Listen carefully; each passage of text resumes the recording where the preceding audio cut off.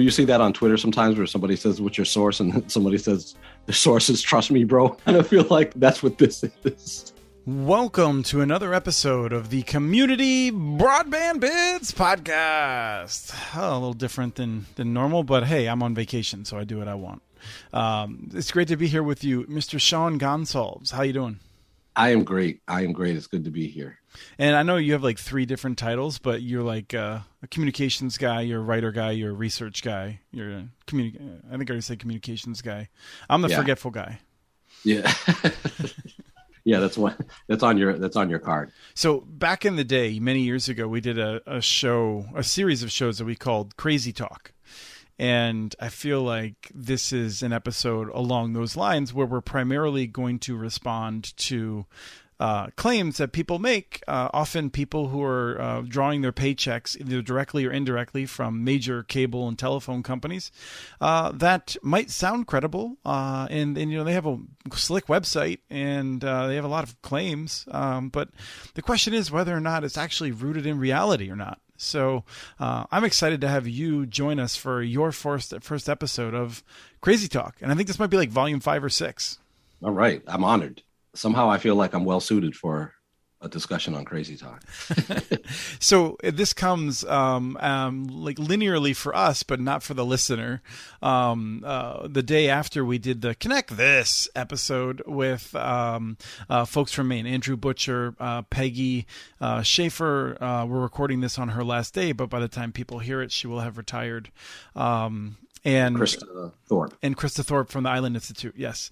And we talked a bit about what was happening in Maine with this group, the Alliance for Quality Broadband, where they've been really disruptive. But you have heard from others across the nation as well who are hearing some of these complaints and have questions about claims that this group has made. So we're gonna talk about that a bit. So Cambridge is one of those communities where you've got a group of citizens who've committed to exploring community broadband and are pushing for a municipal broadband network in that city where all the smart people live, Harvard and MIT, the home of Harvard and MIT. And they're tired of the monopoly service that's there. And to say nothing of the fact that there's, even in a community like Cambridge, there's a number of folks who are on the wrong side of the digital divide. So recently, the city has moved forward with getting serious about a feasibility study, which, you know. Wait a minute. I just want to pause to give Travis a second to catch his breath because he's going to be laughing at the idea of getting serious about a feasibility study when he hears right. This. Well, I should have said that the city now seems to be, which included a town manager or a city manager who had been kind of dragging his feet on this. He's about to retire and is now on board with really moving forward and studying this in a serious way and not just, to check a box. Let's pause there for a second because that's right. And one of the things we saw was the city council was pretty united that Cambridge is a wealthy city. A lot of folks have pretty decent access from Comcast. A fair number of them would like something better. They'd like something more affordable. But they also have low-income folks that are poorly served. And they had been trying to address this. And I felt like the city manager was just stuck with this idea of like, oh, well, like I don't want to build a massive broadband network. And like, let's be clear, some of the folks in the community would like to see a municipal fiber network that touches everyone. My answer was always, then don't build a giant freaking network. If you're nervous about it, build something targeted to solve a specific problem. You have the money in Cambridge. You could do it.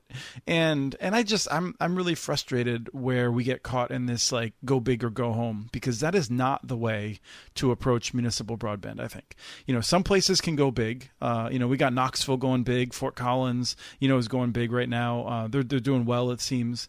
But like a lot of places, it makes more sense to start off, especially places without a municipal electric department. Just chill, do something targeted and focused and learn. Well, and also my understanding as well is that Cambridge has a very hefty cash reserve that could more than build a citywide fiber network and still have money left over. Yeah, if people want to do that, which city council seems like they want to at least explore that, then that should be an option. But I'll just say that I feel like I would love to see Cambridge do something that meets its needs. But I just want to be clear that I feel like do something that works. Don't just dream big for the sake of dreaming big. It's a good point. When I think about this, like what's going on in Maine and Cambridge and for sure all over the country, in communities that are contemplating building a municipal fiber network or a municipal broadband network of any kind, I keep thinking about how rarely, if ever, are there debates about like the financial risk of building roads or schools or water systems, all of which are far more expensive capital projects that cities and communities build. So, and it's rare to hear someone talk about like the financial boondoggles or leaving the taxpayers on the hook for those kind of projects, except maybe for the big dig. But even when you're talking about the big dig and the cost overruns, no one uses the big dig as an argument for why there should never be highway road projects ever again. Right. Get the government out of roads. Yeah, get the government out of roads. And so for me, the question is, why do we have these debates when it comes to building broadband infrastructure? Well, let's answer that by looking at the sponsors of the Alliance for Quality Broadband. They have the logos up on their website, which is qualitybroadband.org. I highly recommend that none of our listeners go there because it's it's full of misinformation. But you got Charter. Spectrum there is pretty prominent, and then if you know where to look, you see the John Locke Foundation, which has long been controlled by like Charter and AT&T, or at least like clearly in their pocket. And you look at these logos, all of these entities. You've got the Taxpayer Protection Alliance, which is a group that has never ever had a problem with taxpayers dropping billions of dollars on AT&T or Charter Spectrum. You don't see them out there talking about like how Charter is like wasting government dollars with the RDOF auction, right? Like, no, they're talking about how if you're using a local government to like provide needed investment in a community for broadband, that is wasteful and duplicative, and taxpayers shouldn't be involved with it. If Charter is going to double your prices over a period of 4 or 5 years, that's pretty cool because it's the private sector doing it, and that's magic. So, right. I mean, the answer to their question is, some of these groups are against public schools. Some of these groups are against public roads. Like, these are pretty fringe groups. That's true. And there's always going to be, sort of a core, sort of like hardcore economic libertarians who, make the case that, the government shouldn't be involved in any of this stuff. Everything should be privatized. But, you said something really good, I think, during the Connect This show yesterday, which was you called it campaign to keep monopolies that we don't love. Right. We say, anti-municipal broadband campaigns, but really these are campaigns to keep monopolies. Save our monopolies. Yes. Yeah. Campaign to save our monopolies. And I didn't say this earlier, but for people who aren't familiar, connectthisshow.com is where they could find past episodes. They're on YouTube and things like that. You can also find, like, usually we rip the audio down and put that up in a feed on a podcast catcher. One of our guests actually listens to that while he runs. But I think the video is where you get to see our funny expressions and stuff like that. So it was a great conversation. It seems that this, campaign to protect monopolies that we don't love rely on people not knowing just how many municipal broadband networks exist. Right. Because they keep, which is why they trot out the same sort of like 3 examples every time these campaigns pop up. Right. It's like that campaign really relies on people not knowing a lot of stuff that folks like us that follow this stuff take for granted sometimes. All right, let's dive into this for a second, right? Like, so the Alliance for Quality Broadband has a database of what they call GONE failures.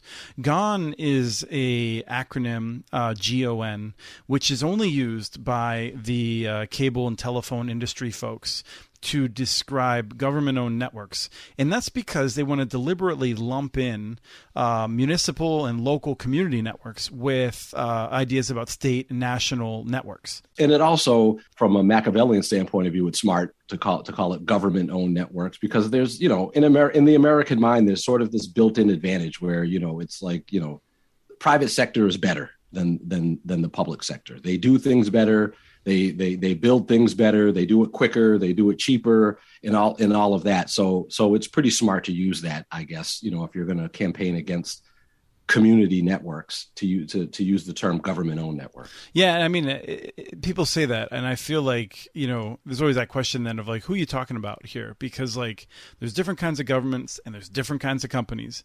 And I'll tell you that like, we went through a multi-month process that we documented. The inability of CenturyLink to send us a brick to plug in a phone over a period of multiple months and many customer interactions, right? Like a level of incompetence that is truly astounding. A local business is not going to have that problem, right?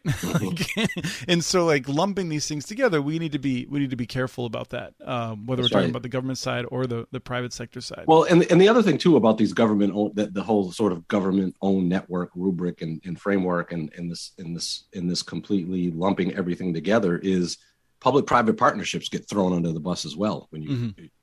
In the space. Right. So one of the things that I'll say is that I'm not in favor of the United States government owning a broadband network. I think there's an argument you can make that it's constitutional, but the federal government does have limited rights, and I don't think that the federal government should build and operate a network. I'm nervous about states getting too involved with actually connecting residents and businesses.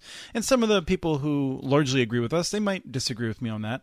But I'll say that, like, when you look around the world at the history of government-owned, when I say government, I mean federal, national government-owned telecom networks that were monopolies, it's not super pretty. I don't think it's as bad as privately owned monopolies, but like publicly owned monopolies at the national level are not a good idea. At the local level, they're not my favorite. I've been pretty candid about this. And again, like, I think people, you might even disagree with me on that to some level, but like, I would like to see infrastructure level competition at the local level, even if we have a publicly owned network. I think it's better for everyone. I suppose if I had a magic wand and I could build an open access fiber networks across the country that passes every premise in the country, then allow for private internet service providers to use those networks, that would be tempting. Yeah, and I wouldn't say that would be a bad thing to do necessarily. I mean, I think that I would do it in a way that would have more local accountability than if, you had the FCC do it, for instance, would not be my first choice. But I also would make sure that we weren't outlawing the ability of others to build wireless or fiber optic networks next to those. When they say government-owned networks, they're doing that for a reason, and it's not entirely wrong. But that's why we talk about local community-owned networks. We believe in accountability. Quality Broadband folks, the Alliance for Quality Broadband, which is Charter Spectrum, just to be clear, like they've got a bunch of allies and stuff. It's amazing because like if we had $1 billion, Sean, like we could help create a bunch of different organizations and then pay those organizations to help a third organization that we created that would do a bunch of mean things. And then we'd be like, oh no, we don't do those mean things. Like it's these other independent organizations that we bankroll that happen to be doing that thing, but we can't tell them what to do, even though we're telling them what to do. That's how this all works behind the scenes, as best I can tell. Yeah, well, I did buy my Mega Millions ticket, so who knows? Maybe in the next day or two we'll have $1 billion. We'll have to talk about whether we want to do that payout right away or the check every month. So anyway, they have a database here about their GONE failures, and I wanted to address that particularly because I feel like people are deeply worried about this. There's ways we can go about this, I think. One is we'll talk about some of these states here. I'll just click on some of the different states, and we'll talk about some of the networks. But Sean, one of the other things that we've been doing to prelude some research that you're working on is collecting the credit of municipal governments. Yeah, the bond ratings of these local governments that have built networks. And I know you're not done with it yet, but you've done enough to have a cross section. Is what you're seeing like just that like cities' financial risk or ratings are cratering as soon as they go out and build a network? No, I mean absolutely not. And so there's about 70 cities that have built municipal networks. Yeah, about 70 fiber to the home networks that are citywide, where like of networks, and those networks serve on the order of 180 communities, I think. Right, and I'm probably 18, 20 deep, and not one of them so far. And I've been kind of doing it from the northeast coast across, and so I'm although I did take a look at 3 cities in Colorado: Longmont, Fort Collins, and Loveland. But I have yet to find one whose rating with either Fitch or Moody's and they both have slightly different ways Mm-hmm. of doing bond ratings in terms of what they call like the triple A, the AA plus or AA or lowercase A3, A lowercase A2. Those are Moody. Right. They have like divisions and then they have subdivisions, but like the point is none of these are anywhere close to junk status. But the point is that all of the ones that I've looked at so far are in that A category, meaning, in the upper tier of bond ratings in all of these cities that have finance the building of fiber networks in those cities. So even that sort of glimpse so far indicates and undermines this idea that these projects bring cities to financial ruin and jeopardize municipalities' financial positions and ability to borrow money to do capital projects in their communities. Yeah, and I think the kind of arc we saw in Chattanooga is not super rare, where when the utility moved forward with the fiber network, they took out, a few $100 million of debt in order to do that. And they had a slight decrease in their bond rating, small enough that it probably wouldn't have really even changed their borrowing costs. And the rating agency said that they were taking on a new project that they hadn't yet demonstrated competence in, and that there was some reason for investors to be cautious, which I think is totally reasonable. And at the time, the person who ran that, Harold DePriest, and by the way, I did a really long interview with Harold DePriest about Chattanooga, and I feel like a lot of people that think they know Chattanooga should listen to that interview back in it's probably 7 years old now. But we went in depth on a bunch of this stuff, and he was like, yeah, like we were doing something that was different. We were going outside our core competency. We thought the risk was worth the reward.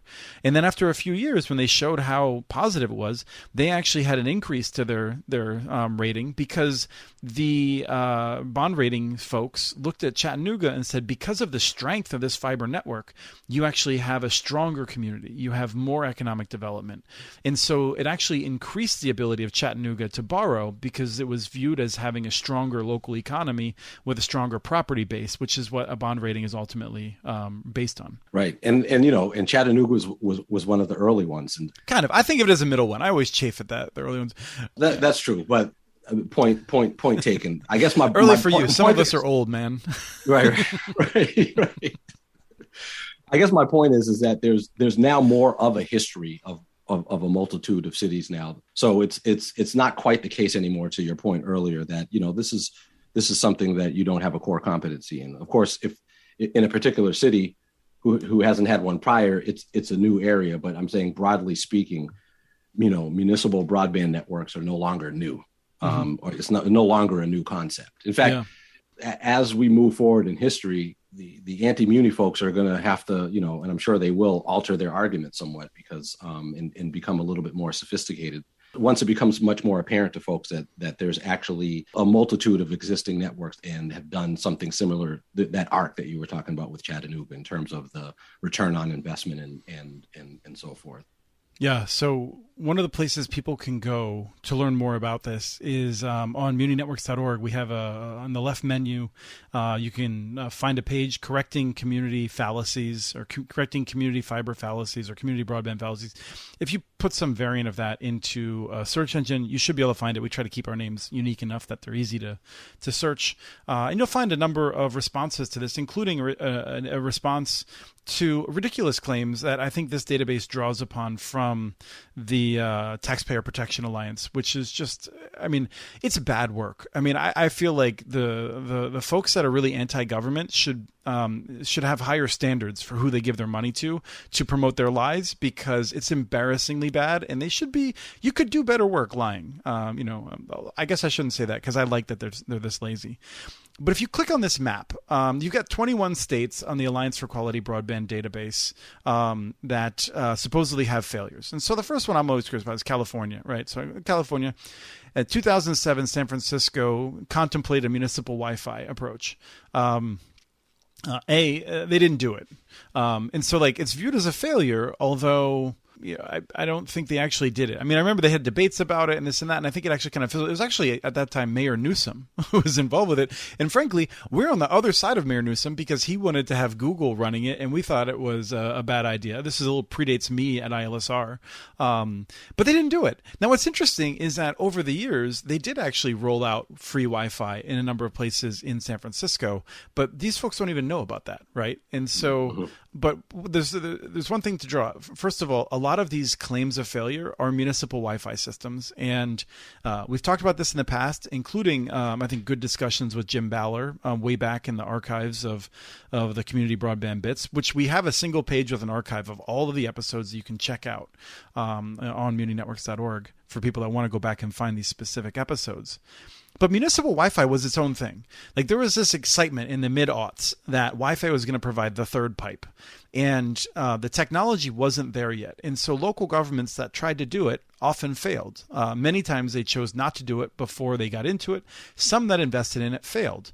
But so did the private sector. Like, everyone that tried municipal Wi-Fi, public-private partnership, like, they didn't all fail, but like most of them did, because the technology wasn't ready for prime time to deliver a high-quality signal inside the home that could ultimately deliver Netflix streaming, at a reasonable price. So. So when you see these claims about Wi-Fi failures, just it's apples and oranges, right? Like, the wired business models are different from the business models of the wireless folks. I'm looking at it, and it's the way they have it set up: location, year, type of gone. Yeah. Municipal Wi-Fi, total cost, not available, status, failed. Like, there's no context. There's no nothing. It's just yep, this failed. You see that on Twitter sometimes where somebody says, "What's your source?" and somebody says, "The source is trust me, bro." I don't feel like that's what this is. The source says, "Doesn't that feel right?" So if you click on Florida, then, right, like this is one that has an interesting mix. You've got some of those municipal Wi-Fi that are bogus. Middle mile. You've got middle mile, and like, this is another thing that they'll often do is be like, well, this middle mile network failed. Well, okay, like, let's be clear. Some of these middle mile networks actually succeeded on different terms. Like, they had different goals. And this is an important consideration for all failures of public sector. For some of them, if you build a network, and I always use the example of Wyndham in Minnesota for this. If you build a network and then you end up coming tens of thousands of dollars short of breaking even financially when your business plan said you were supposed to, but along the way you helped a local employer, stay in town, who was going to leave town. In this case, Fortune Trucking, going to leave town, take tens of jobs away. You go to any local leader in any town across America and you say, if I paid you $30,000, would you, get rid of 12 private sector jobs in your community? No one's going to take that deal, right? Like, and so, like, is Wyndham a failure? No, like, they did what they had to do to, like, make sure the community did well. And this is complicated, right? Now, if it was $3 million to save 12 jobs, probably not a good deal, right? But that's not the scale we're talking about in most of these. Right. And in fact, that's something that we hear time and time again as we're covering, various communities that get serious about building their own municipal networks. I mean, Fairlawn's a great example, but there's tons of other communities where it literally was folks in the business community coming to city leaders saying, listen, we're moving because the internet here sucks. Mm-hmm. Right. That is sometimes a huge spur for cities or communities to get into this, is that very fear that you're going to hamper economic development or even worse, go backwards. So let me say that they got one right in Florida. Dunellen is my nightmare scenario, candidly. Like, Dunellen is a smaller town, and they were like, hey guys, this isn't so hard. Let's just do it. We don't need to hire a consultant. We'll just take this other feasibility study and their engineering, and we'll make some assumptions that we'll have a certain number of customers at the end of the first year, and we'll do it. And they started doing it, and they didn't get any real expert advice. They did not take it seriously. They didn't do their homework. And it was bad. Like, they lost money on it. And it was a really bad investment. So, like, we're not out here being like they're wrong about everything. Like, Dunellen is my nightmare of a community that didn't take it seriously. But also, with any kind of public works projects of any sort, we are flawed human beings. I mean, there's going to be failures. I mean, Right. that's all the more reason why careful planning, et cetera, is in oversight and accountability is important. Transparency, totally, which goes along with those things you're saying. Yeah. Yeah. Yeah, and this is what happened in Burlington, right? Their example for Vermont. Burlington was doing all right. They had, and this is my view of things. Some people disagree. I did some serious research into it, talked to a lot of folks, tried to really understand what happened up there. They had a network that was doing well. They had a new administration that came in, decided to run it in a political manner, ran out the guy who built it. That guy went on to build EC Fiber, which is one of the most improbable success stories. That's a network in Vermont, which has changed the entire state's approach. I mean, it's on the central part of Vermont. It's East Central, which is super convenient for being called EC Fiber. But at any rate, like Tim knew what he was doing, and then like these guys come into Burlington and they're like, "Cool, we're gonna change everything around because we don't like Tim," and they didn't do the right marketing and they stopped growing, and then they started hiding the losses when that happened, and they hid it for years while they compounded. And the network ended up having to be privatized, and the city took some kind of loss, although many of us actually think they kind of cooked the books and claimed that they spent millions of dollars in Burlington Telecom, but they actually spent it in other parts of the city, in order to make the city look stronger, and there was investigations, and I read the audits, and I'll tell you that those audits suggested, that was my learning experience, that you can find auditors who have no idea what they're doing, right? Like audits should probably have experienced the telecom business model before they start auditing one. And the audit that I saw in Burlington did not give me any faith in it. So anyway, there was a number of things that went wrong, but in Burlington, like it was a lack of transparency that really doomed it, I think, and didn't allow them to fixable errors. Every network's going to struggle. You're going to have errors. And the question is how you adapt, not whether or not you hide the fact that these things are hard to run. So I think that's important. But another one they have here in Pennsylvania, they talk about Philadelphia. Philadelphia was going to do a municipal Wi-Fi network and then decided that they would have a private company do it. That private company fails, and then everyone's like, well, Philadelphia's dumb. Philadelphia can't do Wi-Fi. And it's like, Philadelphia didn't even really try to do Wi-Fi. They had a private company do it. And now it's viewed over and over again as being a public failure, which is, I mean, it just kills me that you have like the situation where like, you literally have people being like, don't have the government do it. And like, all right, we won't have the government do it. And then the private company fails and people are like, why'd the government screw that up so much? Right. And these are often the same people who are like, we need a smaller federal government. And why hasn't Biden fixed these 10 markets yet? Like, Right. Okay, well. So in Philadelphia, you also have Pitcairn, which I looked into because it's not on our list.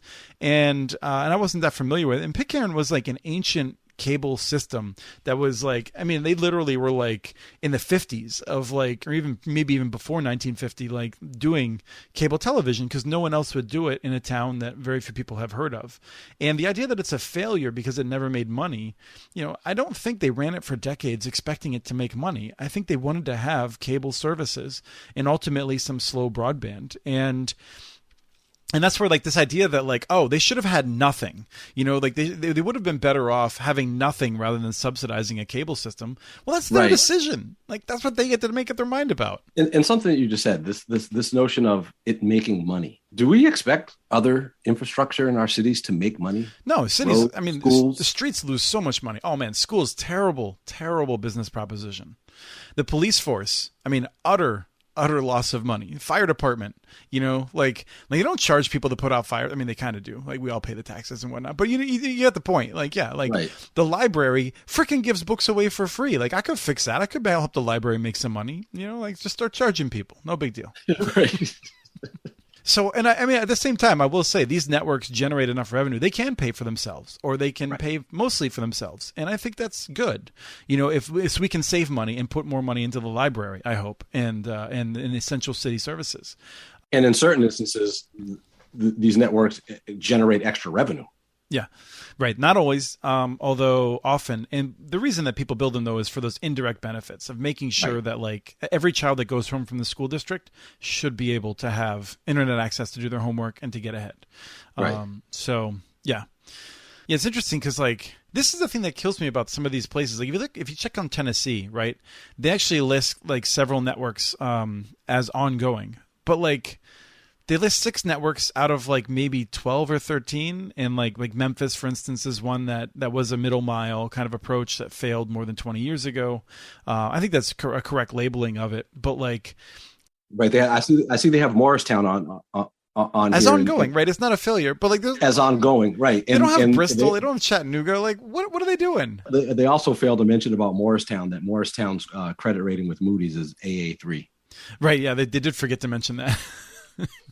And this is the thing that when I look at this and you look at this, we're like, well, this is incredible. These people don't even know what they're doing, right? And that's what I say when I see Chris Yu's study comes up from the University of Pennsylvania. This is a guy who has no credibility among anyone that pays attention to this stuff, right? Oh, like, and this stuff is easy to find. I mean, you Google about this stuff and it's like all over the place. Yeah, I mean, if Charter and AT&T gave me millions of dollars, I'm sure I could promote my stuff too. Or I mean, they're not giving it to Chris necessarily. I think he gets more.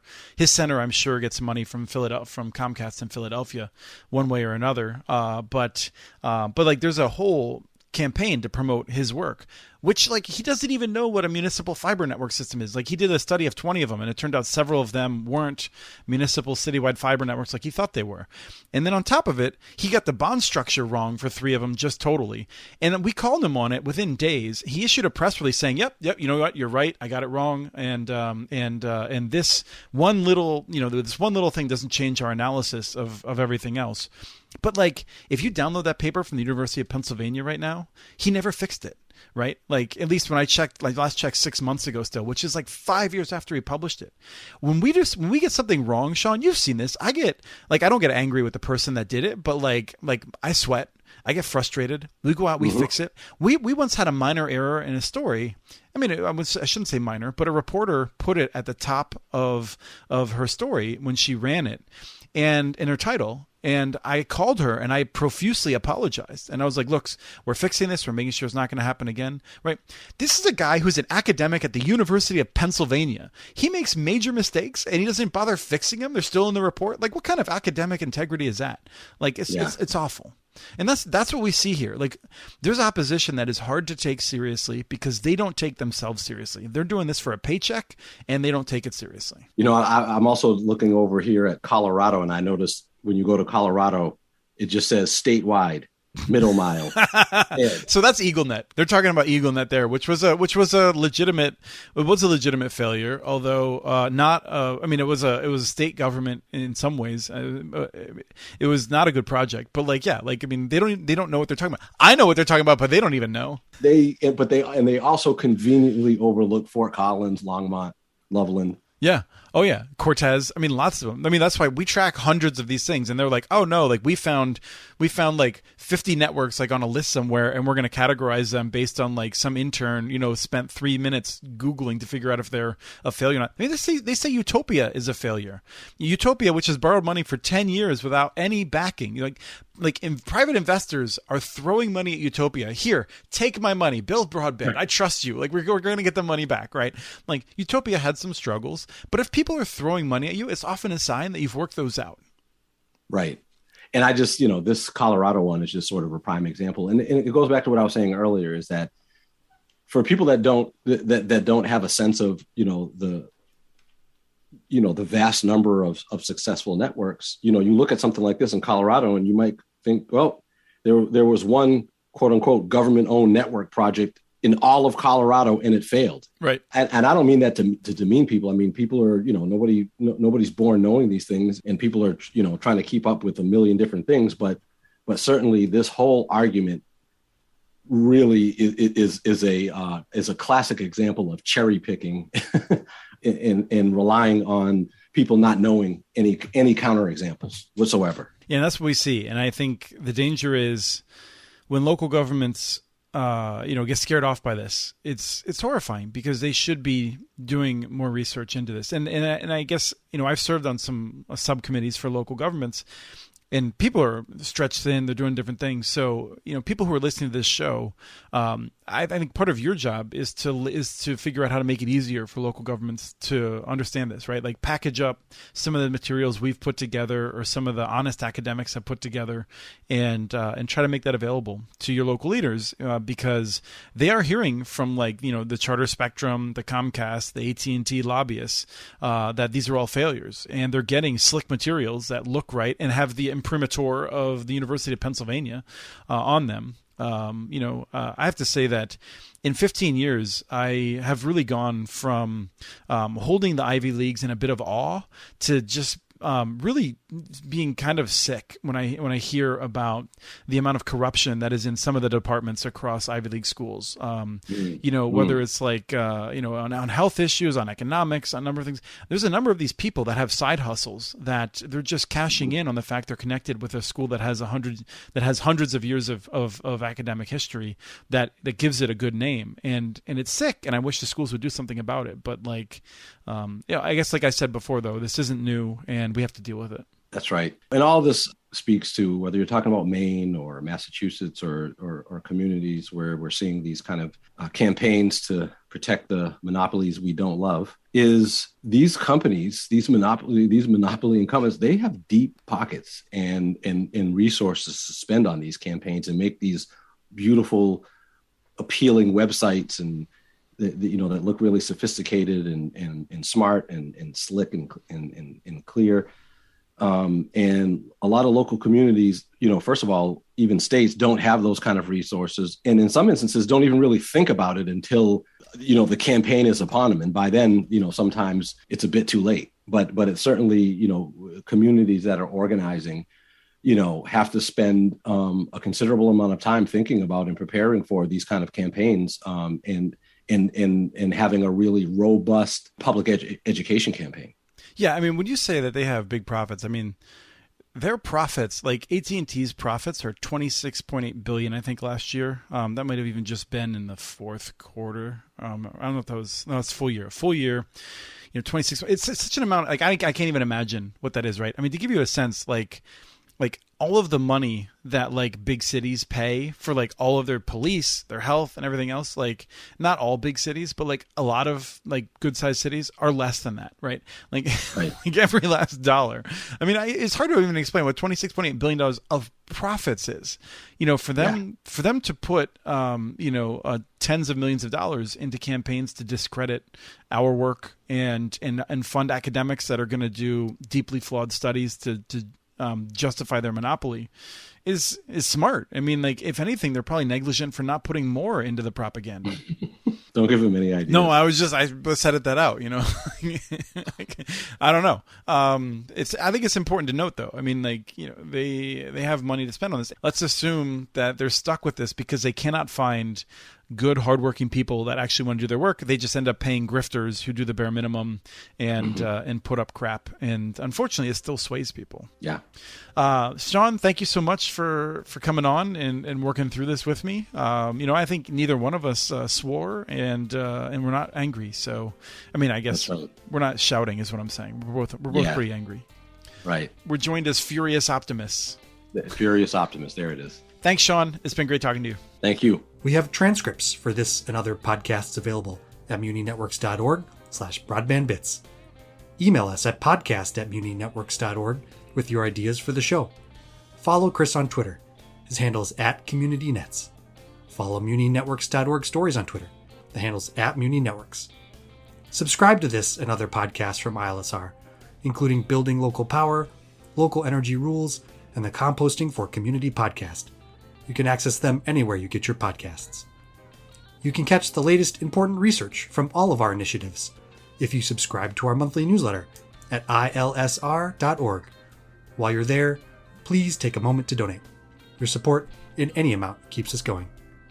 Thank you to Arnie Huseby for the song Warm Duck Shuffle, licensed through Creative Commons. This was the Community Broadband Bits podcast. Thanks for listening.